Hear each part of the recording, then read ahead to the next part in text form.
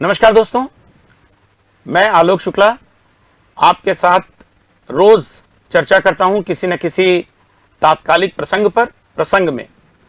पिछली बार हम लोगों ने बातचीत की थी राहुल कुमार सिंह जी के साथ, जो बातचीत हमारी अब इस एपिसोड में जारी रहेगी।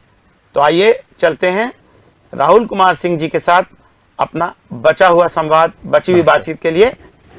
राहुल जी नमस्कार। बहुत बहुत धन्यवाद आप हमारे स्टूडियो में आए उसके लिए। हम लोग पिछली बार जब आपसे चर्चा कर रहे थे तो आपके लेखन और आपके पुस्तकों के बारे में हम लोगों ने बात की थी। राहुल जी, आपने फिल्म्स डिवीजन के वृत्त चित्र पर भी काम किया है, तो आपकी इतनी वेरिड पर्सनालिटी की, लिखना भी, पुरातत्व भी और अब फिल्म भी, तो कुछ उसके बारे में बताइए। ये सब मित्रों के कारण मैं कह सकता हूँ कि ऐसा संभव हुआ। हमारे मित्र हैं ब्रजकिशोर प्रसाद जी, वो गवर्नमेंट कॉलेज में थे और यूजीसी की स्कीम में वो फोटोग्राफी एंड फिल्म मेकिंग का कोर्स वो बिलासपुर में करते थे। तो उनसे जब बात हुई तो मदकू द्वीप पर फिल्म बनाने की बात हुई। तो एक पहली फिल्म वो हमने बनाई थी और दूसरे एक फिल्मकार हैं भोपाल के सुनील शुक्ला जी, तो उनसे मेरे बहुत पुराने अच्छे ताल्लुक़ रहे हैं। जब बात होने लगी तो रामनामी संप्रदाय पर जो बहुत चर्चा में होता है उस पर उन्होंने अपनी रुचि, अपनी दिलचस्पी दिखाई। तो उसमें मुख्य रूप से फिल्म निर्माण तो उन्होंने किया, उसमें एक तरह से विशेषज्ञ या पर्दे के पीछे का काम मैंने किया था। और मेरे एक मित्र हैं कमल तिवारी, वो भी रायपुर के रहने वाले हैं, मध्य प्रदेश माध्यम से जुड़े रहे हैं। तो हम लोगों ने मिलके उस फिल्म की पूरी रूपरेखा बनाई और रामनामियों से मेरा बहुत पुराना संपर्क रहा है। मैं उनके बड़े भजन मेला होता है उसमें जाता रहा हूँ, उनके जो गुरु रहे हैं उनसे मेरे संपर्क रहे हैं और उनसे जुड़ा रहा हूँ। तो जब ये पूरी बातें हुई तो उसमें और जो संयोग की डॉक्टर रामदास लैम्ब और एस अनीथा, जो दो बहुत महत्वपूर्ण रामनामियों पे शोध कार्य हुए हैं, वो मुझे पढ़ने का अवसर मिला था। तो इसलिए इस तरह से मैं उस वृत्तचित्र से जुड़ा। तो इसकी क्या स्क्रिप्ट आपने लिखी? पूरी स्क्रिप्ट लिखी थी हमारे मित्र कमल तिवारी जी ने। उसकी रूपरेखा, उसकी सामग्री एकत्र करना, उसमें एक विशेषज्ञ की भूमिका और शूट प्लान किस तरह से होगा। दरअसल आप ये कह सकते हैं कि उसके डायरेक्शन प्रोडक्शन टीम का मैं हिस्सा था और भूमिका के रूप में मैं पर्दे पर उसमें एक विशेषज्ञ के रूप में लगभग कितना समय लगा होगा राहुल जी इसको करने? ये समय तो काफ़ी लगा। 2 लंबे लंबे शूट उन्होंने किए और ये उसमें खास बात यह है कि जैसा मुझे ध्यान आता है कि लगभग 24 मिनट की शायद फिल्म के लिए फिल्म्स डिवीज़न ने स्वीकृति दी थी सुनील शुक्ला जी को। लेकिन जब ये फिल्म शूट होके गई तो फिल्म्स डिवीज़न की ओर से ऑफ़र आया कि आप इसे और शूट कीजिए। ये बहुत एक अच्छी बात थी और लगभग दुगनी लंबाई, मैं सोचता हूँ कि लगभग 50 मिनट की, 54 मिनट की ये फिर फिल्म बनी और बहुत ये फिल्म देखी गई, सराही गई। राहुल जी का जो सबसे बड़ा काम है वो तो पुरातत्व में है ही। तो आइए अब हम लोग राहुल जी से जो उनका सबसे बड़ा काम है पुरातत्व, उसके बारे में बात करते हैं। राहुल जी, पुरातत्व में उत्खनन अपने आप में एक बहुत बड़ा तरीका होता है पुरानी बातों को निकालने का, और आपने तो उत्खनन में बहुत कार्य किया है। तो उसकी क्या तकनीकी पहलू हैं, क्या चुनौतियां आपको फेस करनी पड़ती हैं इसकी, उसके बारे में हमारे दर्शकों को कुछ बताइए। उसके जो तकनीकी पक्ष हैं वो तो बहुत इंट्रिकेट होते हैं, बहुत यूँ कहें तो उलझे हुए होते हैं, बहुत सावधानियां रखनी होती हैं। और ख़ासकर अगर उसमें पूरी टीम न हो, क्योंकि उसमें ड्राफ्ट्समैन, फोटोग्राफर, सर्वेयर, जो ट्रेंच इंचार्ज, सारे अगर स्टाफ अगर पूरा ना हो तो एक बहुत बड़ी चुनौती होती है। जो एक्सकेवेशन डायरेक्टर है, जो उत्खनन निदेशक है, उसको हर तरह की भूमिका निभानी होती है, क्योंकि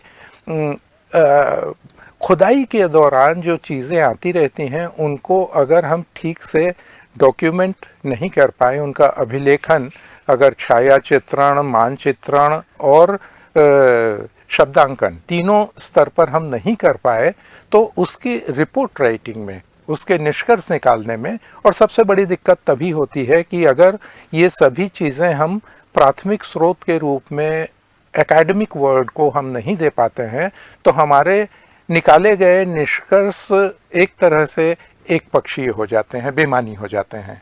अगर हम प्राथमिक जानकारी एकेडमिक वर्ड को दे पाते हैं तो वो उसकी अपनी व्याख्या कर सकता है। ये उत्खनन की एक बड़ी चुनौती होती है। और दूसरी चुनौती होती है वो दूरस्थ क्षेत्रों पे जाके काम करना। मुझे बहुत सरगुजा के एकदम बॉर्डर डीपाडी जो वर्तमान बलरामपुर ज़िले में है, वहाँ लगभग 2-3 साल काम करने का मुझे अवसर मिला।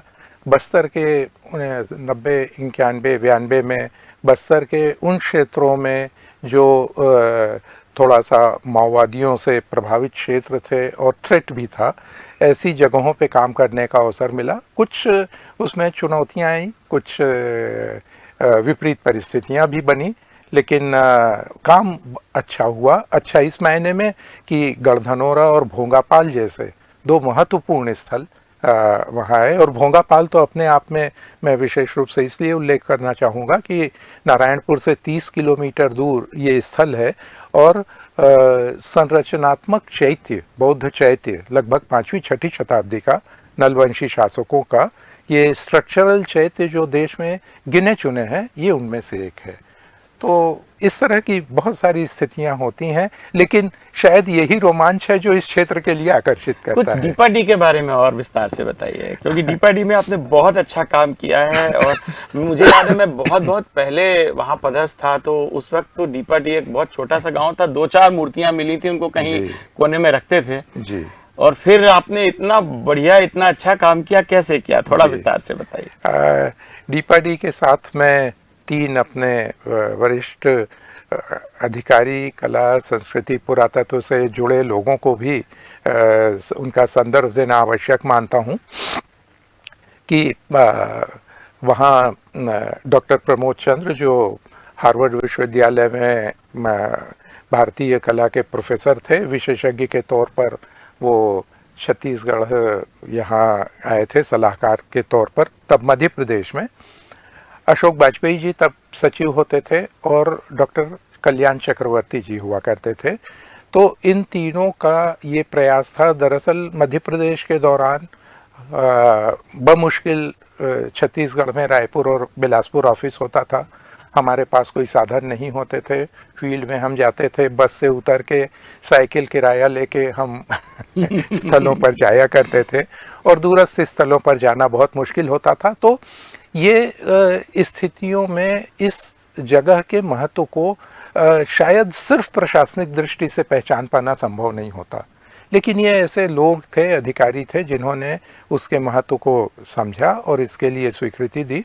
और तब जब संचार के साधन नहीं थे, हम जब वहाँ रहते थे तो जहाँ रहते थे वहाँ कोई बिजली की व्यवस्था नहीं थी। मुझे याद है कि सन 91 शायद वो था, 90 या 91, जब बेतला नेशनल पार्क के हाथी पहली बार आए थे जी, तो हाथियों का पहला प्रवेश और उन गजराज महाराजों का दर्शन मैंने पहली बार वहाँ किया था। तो कहते हैं शायद वहाँ के लोग हड़ताल पे चले गए थे, कई महीने से वेतन नहीं मिला था, तो इसलिए वो हाथी वहाँ से निकल पड़े थे। और वो कुसमी से शंकरगढ़ का रास्ता है, उसमें डीपाडी है, तो वहाँ आके उन्होंने, फॉरेस्ट का ऑफिस था उसके सामने, वो झुंड था, तो वो दर्शन करने मैं भी गया था उनके। जब वहाँ की एक और बड़ी मजेदार कहानी कही जाती है कि वो वहाँ पे पानी उल्टा चढ़ता है पहाड़ के ऊपर। उल्टा, जो सामरी पाट है, उल्टा पानी, जो अब मैन पाट में उल्टा पानी बहुत प्रसिद्ध है, वो सामरी पाट के लिए भी कहा जाता है।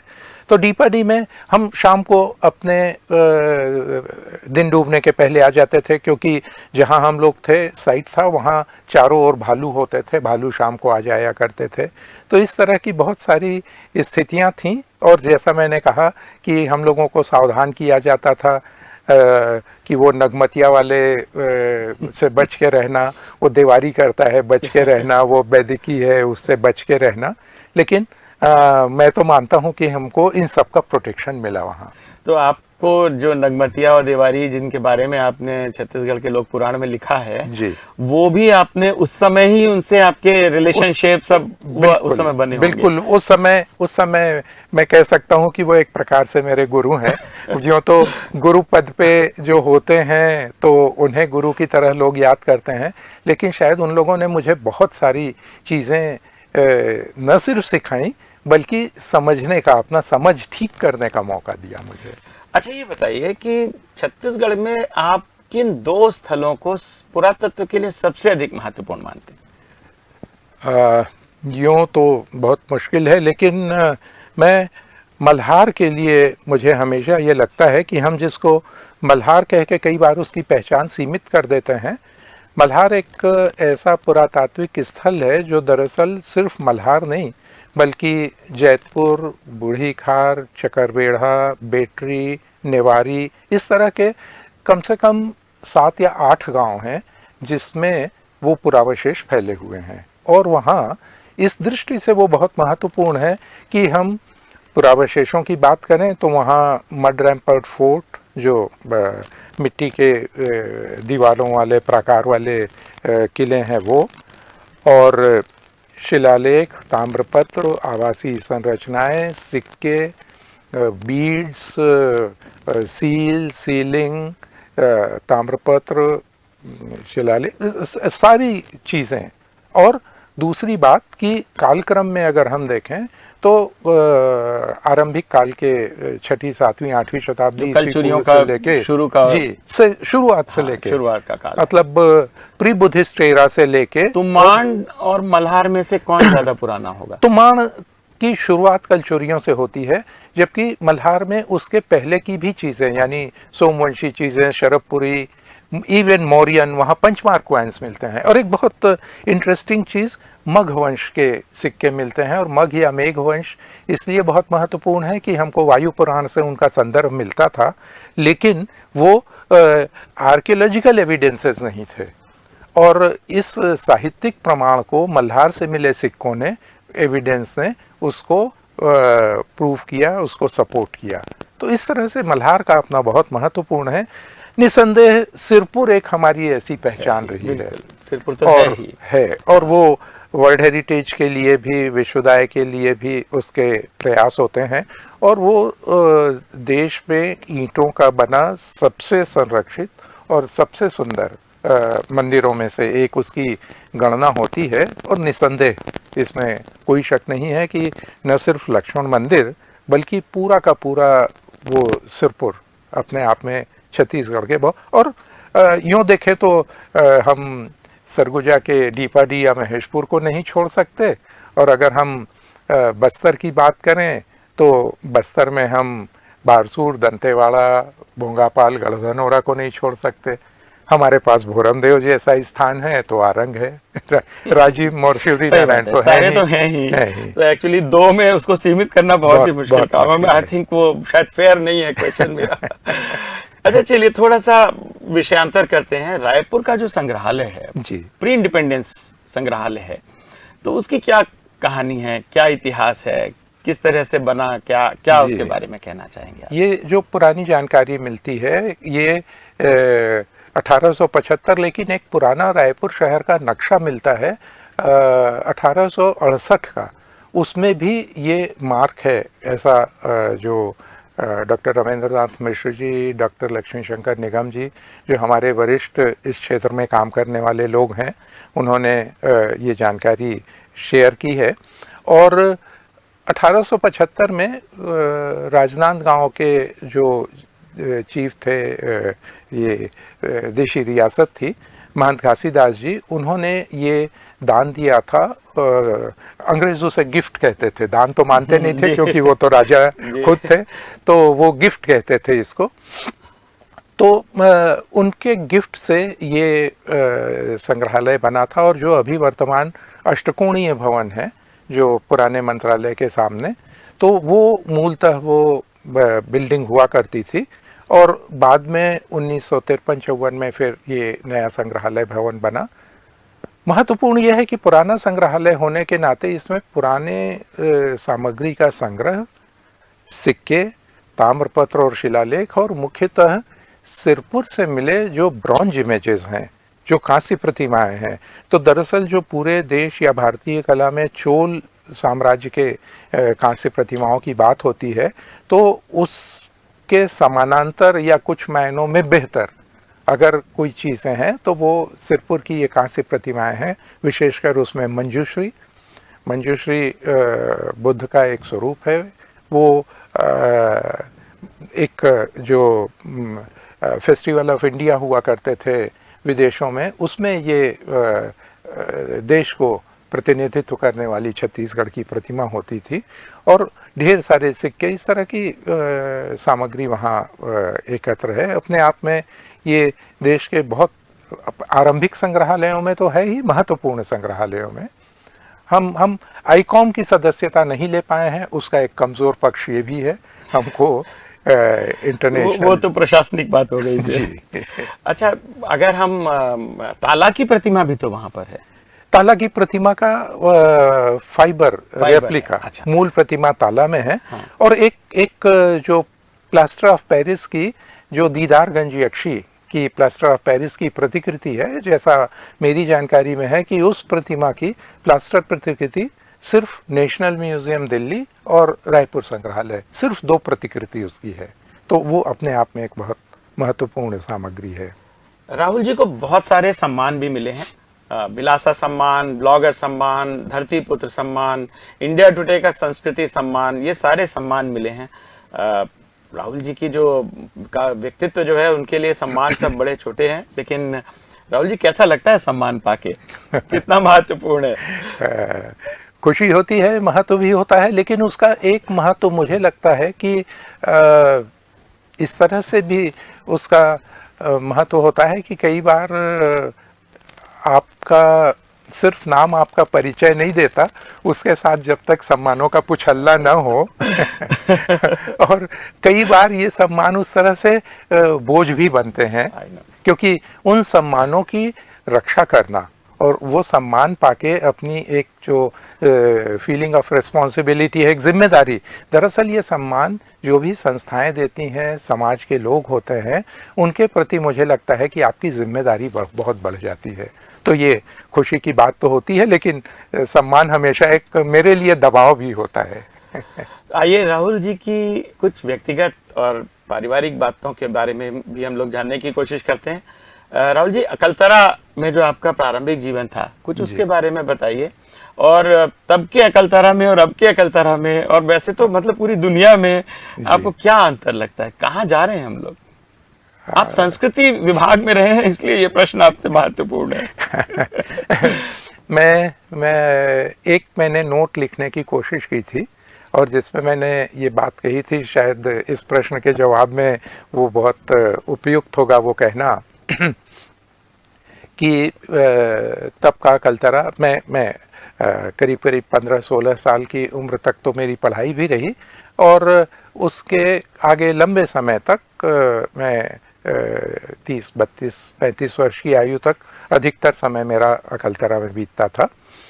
तो ये मैंने मेंशन भी किया है कि एक जो मेरे बचपन का आरंभिक दिनों का अकलतरा होता था, वहाँ हम सभी एक दूसरे को जानते थे, पूरा गांव एक दूसरे को जानता था, और इवन सिर्फ गांव के लोग एक दूसरे को नहीं, बल्कि बेटियां किस गांव में गई हैं, किस गांव की बेटियां आई हैं, किसके मामा कौन हैं, और तो आने वाले जो मेहमान होते थे, लगभग सारे गांव के लोग उनको भी पहचानते थे। तो दरअसल समय के साथ अब ये होता है कि अब कोई गांव का आदमी, मेरे जैसा आदमी जो काफ़ी समय से बाहर है, वो जाता है, तो अब गांव के लोग मुझे अनचन्हे मेहमान की तरह देखते हैं कि ये कौन आदमी आ गया।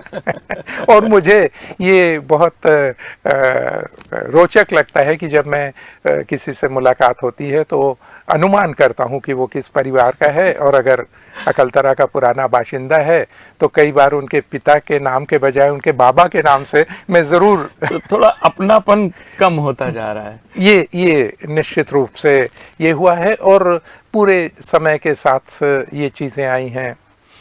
न शहर के, मुझे लगता है कि शहर की जनसंख्या और फैलाव से ऐसा नहीं होता है, हमारी अपनी जीवन शैली और पद्धति से। रायपुर तो मैं बहुत कम उस तरह से कहें नियमित रूप से, रायपुर में 76 से 81 तक 5 साल नियमित रहा, लेकिन तब मैं रायपुर 5 साल सिर्फ रह के उस समय महसूस करता था कि रायपुर का कोई व्यक्ति अगर मैं नहीं पहचान पा रहा हूँ तो मेरे पहले दोस्त से उसका रेफरेंस मुझे मिल जाता था कि वो कौन है।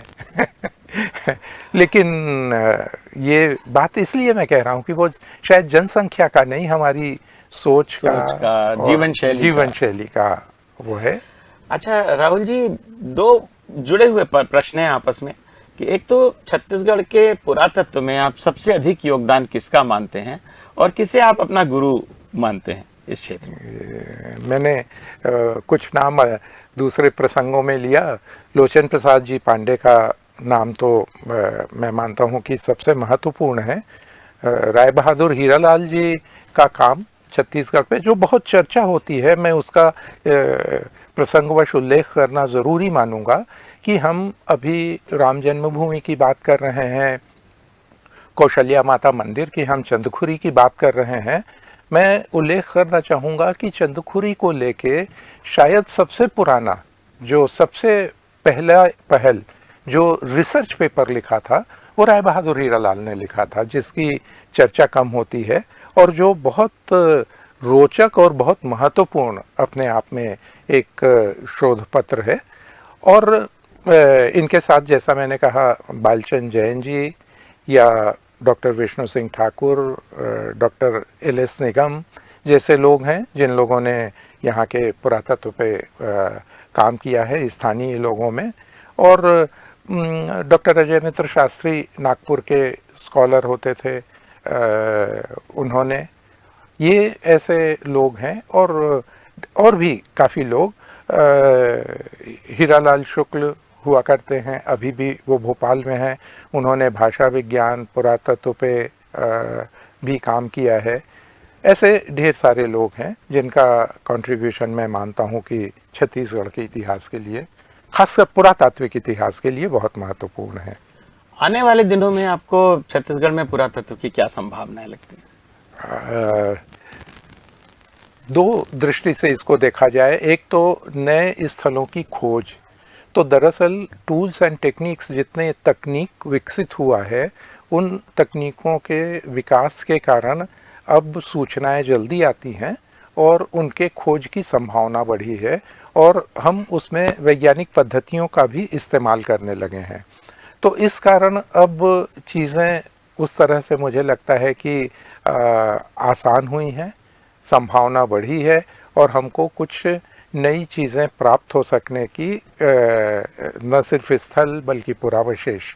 और दूसरा, पुरातत्व में एक संभावना जिसकी हमेशा आवश्यकता होती है कि उसकी व्याख्या को लेकर जो सामग्री है, कुछ सामग्री अभी भी ऐसी है, बल्कि बहुत सारी ऐसी सामग्री है जिसका अध्ययन, उसकी फिर से पुनर्व्याख्या की आवश्यकता है। और जो धीरे धीरे जिस तरह की स्टडीज़, जिस तरह के अध्ययन होते चलते हैं, स्कॉलर आते हैं, तो उसमें अध्ययन की इंटरडिसिप्लिनरी दूसरे शाखाओं के, समाज विज्ञान के, विज्ञान की दूसरी शाखाओं के उसमें आपस में समन्वय होने से मुझे लगता है कि कई बार वो विषय अधिक खुलता है। जैसे डेक्कन कॉलेज पुणे है, डेक्कन कॉलेज पुणे के लिए कहा जाता है कि एच.डी. सांकलिया साहब होते थे और जिस तरह से उस केंद्र में अध्ययन होता था, विभिन्न विषयों के, शाखाओं के लोग होते थे। तो मुझे लगता है कि इसके कारण, और जो नई पीढ़ी अभी यहाँ आई है, जो नए कुछ स्कॉलर काम कर रहे हैं, वो बहुत ही संभावनाशील वो युवा हैं। ऐसे नए जो लोग काम कर रहे हैं उनको आपकी क्या एडवाइस है, क्या कहना चाहिए? एडवाइस तो मैं क्या कहूँ, वो दरअसल उनका काम देख के कई बार तो मुझे ईर्ष्या होती है कि वो कहीं से ऐसा नहीं है कि कम से कम, बस मैं ये कहना चाहूँगा कि पुरातत्व एक ऐसा क्षेत्र है, मैं अपने एक और गुरु को याद करना चाहता हूँ जो शायद हम लोगों के दौर में सोशल साइंस के सबसे बड़े स्कॉलर थे, प्रोफेसर इंद्रदेव। और प्रोफेसर इंद्रदेव ये कहा करते थे कि सोशल साइंस के, ह्यूमैनिटीज़ के विद्यार्थी के लिए साहित्य पढ़ना और फिल्में देखना बहुत ज़रूरी है। दरअसल आप सोशल साइंस में रहते हुए समाज को खुद अपने से देखने की आपको हमेशा अवसर मिलता नहीं कि आप लगातार लोगों के संपर्क में रहें, दूर दूर जा सकें। यात्राएं ज़रूर कीजिए, फिल्में हर तरह की देखिए, वो OTT पे हो या फिल्मों पे, और साहित्य में लोक साहित्य ज़रूर पढ़ें। मैं ये कहना चाहूँगा हिंदी का साहित्य, इतर भाषाओं का अनुवादित साहित्य, विदेशी साहित्य सभी, और शास्त्रीय साहित्य पढ़ना, यानी हमारे जो शास्त्रीय ग्रंथ हैं वो तो आवश्यक है ही, संस्कृत के ग्रंथ, शास्त्रीय ग्रंथ। तो राहुल जी, आप हमारे स्टूडियो में आए और आपने हमारे साथ संवाद किया, चर्चा की और हमारे दर्शकों को छत्तीसगढ़ के पुरातत्व के बारे में इतनी रोचक जानकारी दी, इसके लिए बहुत बहुत धन्यवाद। नमस्कार। नमस्कार दोस्तों, अगले अंक में मिलेंगे किसी दूसरी हस्ती के साथ, फिर से संवाद में। धन्यवाद।